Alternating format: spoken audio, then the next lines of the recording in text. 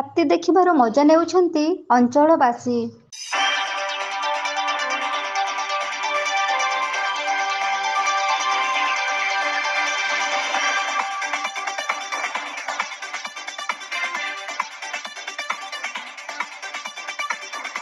କେନ୍ଦୁଝର ଜିଲ୍ଲା ପାଟଣା ବ୍ଲକର କେନ୍ଦେଇପୋଷି ଗ୍ରାମ ପଞ୍ଚାୟତ ଅଞ୍ଚଳରେ ଜଙ୍ଗଲୀ ହାତୀଙ୍କ ପ୍ରଭାବ ଦେଖାଦେଇଛି।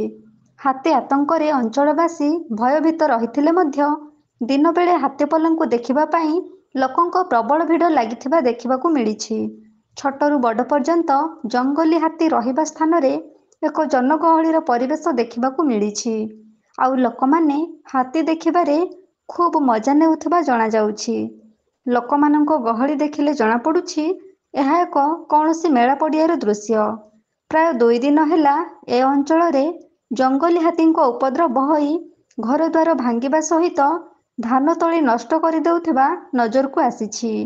29ଟି ଜଙ୍ଗଲୀ ହାତୀ ଏହି ଅଞ୍ଚଳରେ ଡେରା ପକାଇ ଚାଷ କାର୍ଯ୍ୟରେ ବ୍ୟାଘାତ ସୃଷ୍ଟି କରି ଚାଷୀକୂଳଙ୍କ ଆଖିରୁ ନିଦ ହଜେଇ ଦେଇଛନ୍ତି।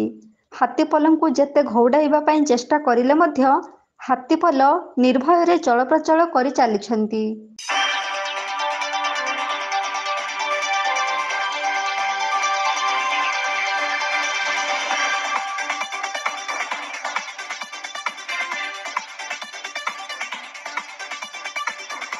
କେନ୍ଦୁଝର ଜିଲ୍ଲାର ପ୍ରତ୍ୟେକ ସ୍ଥାନରେ ଏବେ କବଳିତ ହୋଇ ରହିଛି ହାତୀ ଆତଙ୍କର ଝଲକ। ଯେଉଁଆଡ଼େ ଶୁଣିବେ କେବଳ ଜଙ୍ଗଲୀ ହାତୀଙ୍କ ତାଣ୍ଡବ ଲୀଳା।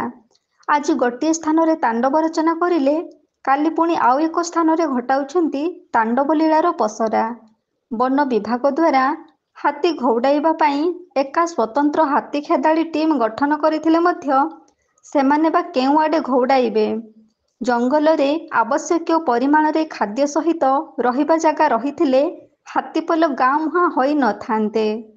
କିନ୍ତୁ ଅବାଧରେ ଜଙ୍ଗଲ ନଷ୍ଟ କରିବା ହିଁ ହାତୀ ଉପଦ୍ରବର ମୁଖ୍ୟ କାରଣ ପାଲଟି ଯାଇଛି। ଜଙ୍ଗଲୀ ହାତୀମାନଙ୍କ ଖାଦ୍ୟ ଏବଂ ପ୍ରଚୁର ପରିମାଣରେ ଖାଦ୍ୟ ମିଳିପାରିଲେ ଜଙ୍ଗଲୀ ହାତୀମାନେ ଗାଁ ମୁହାଁ ହୋଇପାରନ୍ତେ ନାହିଁ ବୋଲି ଅନୁମାନ କରାଯାଉଛି। ଯେ ପର୍ଯ୍ୟନ୍ତ ହାତୀମାନେ ଆବଶ୍ୟକୀୟ ଖାଦ୍ୟ ସହିତ ରହିବାର ପ୍ରକୃତ ସ୍ଥାନ ନ ପାଇଛନ୍ତି ସେ ପର୍ଯ୍ୟନ୍ତ ଜଙ୍ଗଲୀ ହାତୀପଲ ଆସି ଗାଁ ଗହଳିରେ ତାଣ୍ଡବ ରଚନା କରୁଥିବେ, ଏଥିରେ ସନ୍ଦେହ ନାହିଁ।